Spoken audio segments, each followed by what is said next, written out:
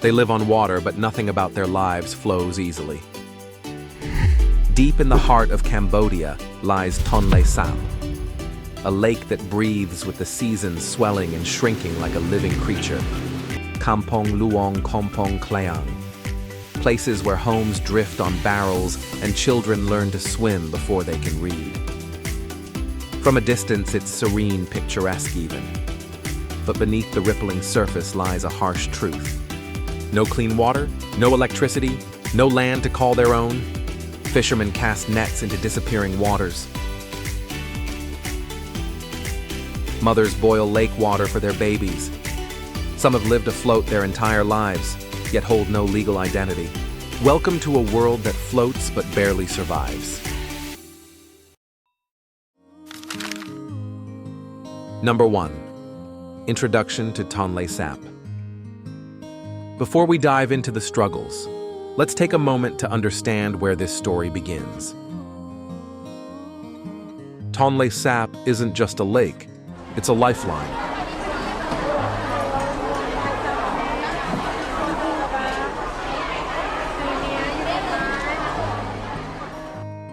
Located in the heart of Cambodia, this body of water is the largest freshwater lake in Southeast Asia.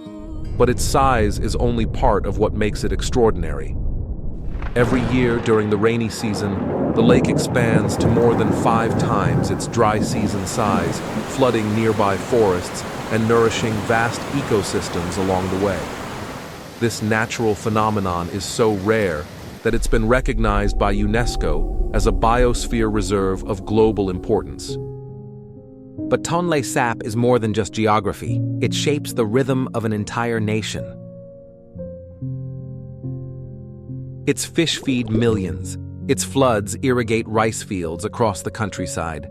And for generations, it has defined the way people live, especially those who have built entire communities on the lake itself. Across the surface of this vast water world, thousands of families live in floating villages, unique self-contained communities like Kampong Luong Kompong Kleang and Chong Kneas. These villages aren't tourist attractions or temporary shelters. They are real homes, fragile wooden structures balanced on barrels, bamboo, or metal drums, anchored only by the grace of water and rope. What makes these villages even more remarkable is not just that they float, but that they have survived for generations, despite being completely cut off from basic infrastructure. No paved roads, no permanent electricity grid, no running water. Life here exists in constant motion. When the water rises, so do the homes. When it falls, the villages drift or adjust. It's a delicate dance between survival and surrender, between resilience and risk. So why do people choose to live like this? And more importantly, how? In this video, we'll explore the everyday reality of Cambodia's floating villages, not through headlines or statistics, but through the lived experience of the people who call these waters home. We'll look at how their way of life is being challenged by climate shifts, legal uncertainty, and a rapidly changing world. And along the way, we'll uncover stories of strength, resourcefulness, and quiet resistance in one of the world's most unique yet vulnerable communities. Let's begin where it all starts, on the lake, in the village, and in the in-between space that floats just above the surface, where life is as beautiful as it is uncertain. Number 2, poor infrastructure and living conditions. For the thousands of people who make their home on Tonlé Sap Lake, infrastructure is more of a dream than a reality. These are not places built with cement or steel. They are villages suspended on water, crafted from timber and tin, rising and falling with the lake's unpredictable tides. Each house floats barely on old fuel drums, bamboo frames, or plastic barrels strapped together beneath the floorboards. Over time, these supports weaken. The wood rots, the plastic cracks, and every season becomes a gamble. When storms hit, roofs leak. When waves swell, walls shudder. There's no such thing as a storm shelter here, only hope that your ropes hold tight through the night. Electricity. It's a luxury. Most homes aren't connected to any grid. According to a 2025 survey by the National Institute of Statistics of Cambodia, only about 12% of floating households have consistent access to power. The rest rely on old solar panels, often donated or purchased second-hand or noisy diesel generators that burn through costly fuel. At best, that means a few hours of dim lighting or just enough charge for a single fan on a sweltering night. But what truly defines daily life on these waters is not light, but water itself. You see, despite being surrounded by a vast lake, families here live in a permanent state of water insecurity. There is no plumbing, no filtration, no pipe delivering safe, clean drinking water. People draw water directly from the lake, untreated for cooking, bathing, and cleaning. And while it may seem like the lake is endless, its safety is far from guaranteed. Boiling water is common, but only when there's enough firewood or fuel. In many homes, drinking lake water becomes the default, not by choice, but by necessity. And then comes the issue few want to talk about, but everyone faces: sanitation. There are no sewer systems here, no septic tanks. The vast majority of homes don't even have enclosed bathrooms. Instead, rudimentary toilets, essentially wooden boxes with a hole, hang directly over the water. Everything goes in. Everything stays in. A 2024 report from WaterAid Cambodia estimates that more than 85% of floating households on Tonlé Sap discharge human waste straight into the lake. And remember, this is the same water used for brushing teeth, making soup, bathing babies. And yet there are no waste management services, no garbage boats, no collection points. Each family is left to manage their own mess in a space that moves with the wind. There's no question this is not a sustainable way to live. The absence of basic infrastructure, electricity, clean water, proper sanitation doesn't just make life inconvenient. It makes it dangerous. It exposes people to disease, deepens inequality, and cuts them off from opportunities that those on land take for granted. This is not just a gap in development, it's a gaping hole. One that grows wider with every storm, every power outage, every pot of water pulled from a lake that no longer guarantees life, but questions it. Number 3. Fishing crisis and livelihood loss. For generations, the lake gave. Now it's giving less and taking more. Fishing on Tonle Sap isn't just an occupation. It's a way of life. Passed down from father to son, mother to daughter, it has fed families, paid for school uniforms, built homes, however humble, and anchored entire communities to the rhythms of the water. But that rhythm is now out of sync. And the cracks are widening. Once known as one of the world's most productive freshwater fisheries, Tonle Sap has long been home to over 300 species of fish. At its peak, the lake supplied more than 60% of Cambodia's annual protein intake and supported the livelihoods of nearly 4 million people across the country. But today, that bounty is shrinking. The reasons: a perfect storm of environmental change and human pressure. First, there's climate change. The rainy season, the lifeblood of the lake, has become increasingly unpredictable. In the past 5 years, Cambodia's average monsoon rainfall has dropped by nearly 15%. And in 2024, the flood pulse that normally expands the lake's surface area arrived late and left early. That shortens the fish breeding season, traps juveniles in shrinking waters, and cuts deeply into the annual catch. Then come the dams. Upstream on the Mekong River, more than a dozen hydropower dams, mostly in Laos and China, are holding back sediment-blocking fish migration routes and drastically altering the natural rise and fall of the water. What used to be a gentle, nourishing flood has become an erratic trickle. And Tonle Sap, which once swelled like a lung each rainy season, is now gasping. Add to that the growing problem of overfishing. Illegal gear like fine mesh nets, electric shock devices, and traps that catch even the smallest fingerlings are becoming increasingly common. According to the Cambodian Fisheries Administration, the volume of fish harvested from the lake dropped by nearly 30% between 2019 and 2024. What's worse, many fishers now report having to travel farther, stay out longer, and return with less. The result: a quiet economic collapse floating on the lake. Families that once relied solely on fishing now juggle whatever side jobs they can find, collecting recyclables, growing vegetables on floating rafts, or sending their children to the city to work in construction or street vending. Others have simply given up and left. According to a 2025 study by the Cambodian Development Resource Institute, nearly 10% of floating households have abandoned their boats in the past 3 years, drifting away sometimes literally in search of stability. And when the fish disappear, it's not just food that vanishes. It's identity, it's tradition, it's the invisible thread that ties people to the water and to each other. So when we talk about a crisis of livelihoods on Tonle Sap, we're not just talking about lost income. We're talking about the unraveling of a way of life.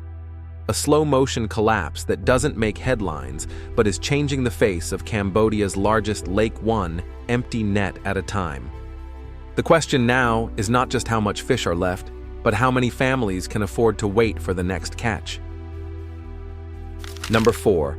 Pollution and ecological risk. Tonle Sap, once revered for its abundance and beauty, is now slowly turning toxic. The change isn't sudden or dramatic. It's subtle, silent, but it's everywhere, and it's growing worse. Look closely. Which once cycled nutrients through a delicate web of life is now struggling to breathe. Oxygen levels have dropped, especially during dry seasons, creating dead zones where no oxygen levels below 2 milligrams per liter, far below the minimum needed to sustain aquatic life. And then there's the smell. On hot afternoons, a thick odor hangs in the air, a mixture of rotting vegetation, sewage, and fuel oil. It clings to clothes, to food, to skin. For the people who live here, it's not just unpleasant, it's constant. A daily reminder that their environment is slowly poisoning them. But perhaps the most heartbreaking part, there is no easy escape. The poorest communities bear the heaviest cost. They can't afford water filters. They can't move. And the lake, once their protector and provider, now threatens their health, their dignity, and their future. This isn't just an environmental issue, it's a human one. Because when the lake becomes too polluted to sustain life, it's not just the fish that disappear, it's the entire way of life that floats with it. Number 5. Statelessness and legal invisibility. Imagine living your whole life in a country that doesn't officially know you exist. That's the silent reality for thousands of people living on Tonle Sap Lake, particularly those from ethnic Vietnamese backgrounds. Generations have been born, raised, and buried on the water. And yet, to the government, many of them are invisible. At first glance, it may seem like a paperwork issue, but it's much more than that. Without birth certificates, national identification cards, or any formal registration, these residents exist in a legal limbo, stateless, undocumented, and unprotected. According to a 2025 report by the Minority Rights Organization in Southeast Asia, over 35% of the floating population on Tonle Sap lacks any form of legal documentation. In some villages, the figure is even higher, up to 50% in ethnic Vietnamese communities like those near Kampong Luong. This isn't just a bureaucratic oversight, it's a structural exclusion, and the consequences ripple through every part of life. Start with healthcare. Without a national ID, these residents are locked out of the public health system. Clinics may exist in nearby towns, but treatment often comes with fees that undocumented families simply cannot afford. Something as basic as a vaccine or prenatal checkup becomes a distant dream. Emergencies, a gamble with distance and money. Then there's education. While some floating villages have makeshift schools, often run by NGOs or religious groups, children without citizenship are typically barred from enrolling in government schools. That means no official curriculum, no accredited learning, and no recognized diploma. The result is a generational cycle of limited literacy and limited opportunity. And let's talk about money. Stateless families can't open a bank account. They can't apply for loans. They can't legally buy land or register a boat. So even if they want to build a better life, they're stuck, living in cash-only economies, vulnerable to exploitation and unable to invest in their own future. It doesn't stop there. Without citizenship, they also can't vote. They have no say in the local decisions that shape their daily lives, where to allocate funding, whether to build a new dock, or when to enforce new fishing restrictions. They are governed but not represented. And in the eyes of the law, their homes don't truly exist. This makes them particularly vulnerable to eviction or relocation. In 2023, for example, nearly 800 households were forced to move from floating settlements near Phnom Penh with minimal notice and no legal recourse. Their homes were dismantled in the name of environmental protection, but for many, the real reason was murkier displacement without documentation is easy, fast, and nearly impossible to fight. The irony is heartbreaking. People who have lived in Cambodia for generations, who speak Khmer, who know no other home, are treated as outsiders, drifting not just on water, but through the cracks of a system that was never designed for them. So when we talk about statelessness, we're not just talking about missing papers. We're talking about missing rights, missing protections, and missing dignity. Because citizenship is more than a document. It's a doorway. And for thousands living on Tonle Sap, that door remains closed no matter how hard they knock. Number 6, lack of healthcare and education. When a fever hits in the middle of the night, there's no ambulance, no clinic down the road, no quick fix.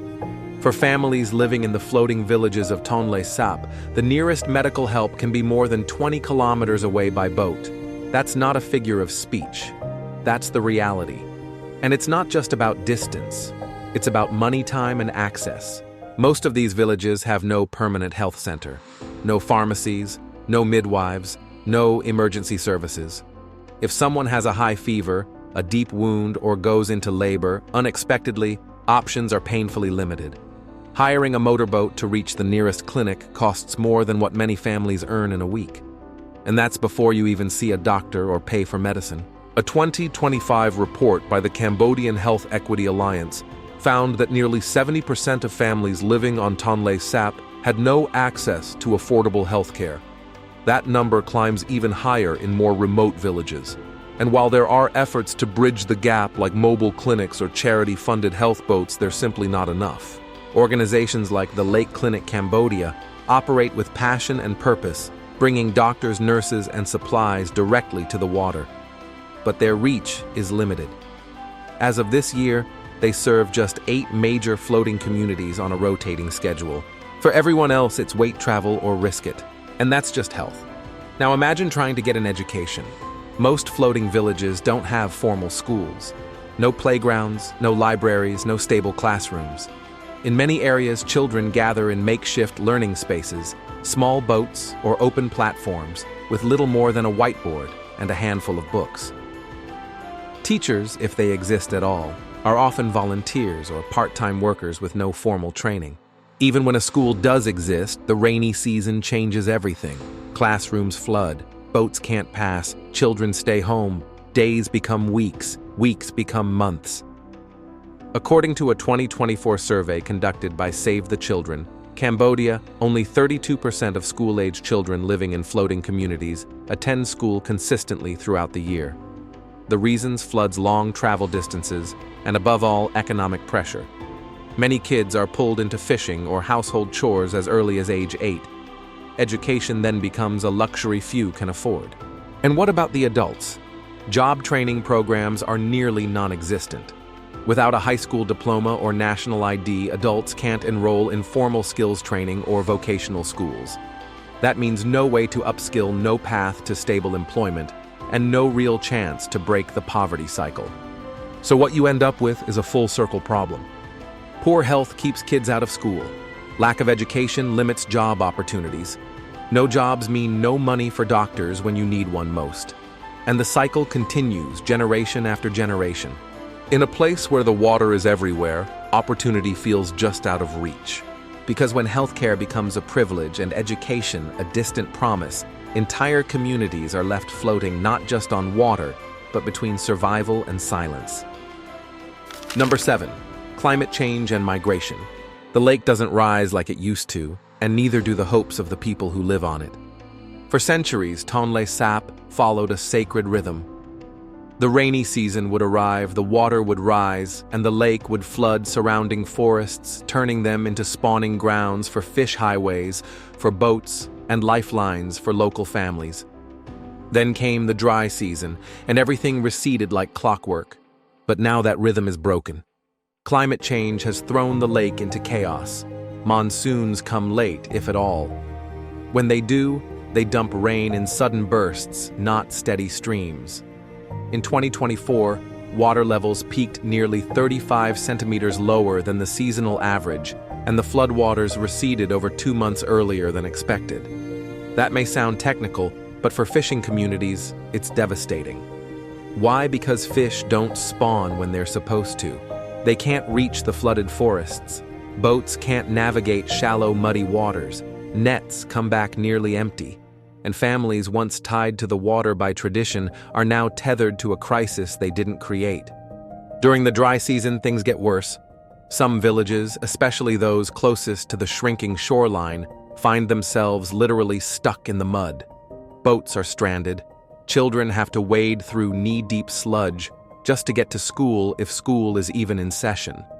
For older residents, what used to be a graceful glide across the lake is now a daily struggle through dust heat and uncertainty. And with every dry spell, the pressure grows. There's the environmental pressure water that's too low to fish, too dirty to drink, too unpredictable to rely on. There's the economic pressure, rising fuel costs, declining fish stocks, no alternative jobs. And then there's the social pressure, hunger debt, and the feeling of being forgotten by the rest of the world. Eventually something gives. In the past 5 years alone, a study by the Cambodian Institute for Urban Studies found that nearly 15% of families in floating communities have abandoned the lake, some moving to the nearest dry land, others taking their chances in overcrowded cities. A few even cross the border illegally, desperate for work shelter or simply a new start. But migration doesn't just move people, it erodes culture. The traditional way of life, fishing at dawn boat markets, at midday water festivals in the moonlight, is slowly fading. Younger generations especially are less likely to stay. They dream of jobs in Phnom Penh schools with real classrooms, a roof that doesn't leak when it rains. And when they leave, they often don't come back. So what's lost isn't just population, it's memory, it's heritage. It's the deep connection between human and water that once defined this region. As the lake changes, so too does the soul of the community. Climate change isn't just altering the weather here, it's reshaping identity. One family at a time, one empty boat at a time, one farewell at a time. The question now is not whether more will leave, but whether anything will be left behind to return to. Tonlé Sap is more than a lake. It's a reflection of resilience, of struggle, and of a way of life that's fighting to stay afloat. Throughout this journey, we've witnessed the quiet crisis unfolding across Cambodia's floating villages. Crumbling infrastructure, legal invisibility, a collapsing fishery, a generation growing up without access to clean water, healthcare, or education, and an ecosystem drowning in waste and uncertainty. But behind every challenge is a call to act. Long-term solutions are not impossible. With legal recognition, these families can gain access to basic rights. With better infrastructure, their homes can be safer. With sustainable alternatives, livelihoods can be rebuilt. And with care for the environment, the lake itself, this ancient heartbeat of the region can begin to heal. It will take more than policy. It will take presence, the attention of governments, the work of NGOs, and yes, even the curiosity of travelers, storytellers, and people like you who care enough to look closer. Because these communities are not lost. They're waiting to be seen, heard, and included in a future they deserve. If given the chance, they won't just survive, they'll thrive. If this story moved you, feel free to like the video, subscribe to NVL Travel Documentary, or share your thoughts in the comments. Your voice helps keep stories like this alive and might just help create the change we all hope to see. Thanks for watching. And until next time, keep exploring with open eyes and an open heart.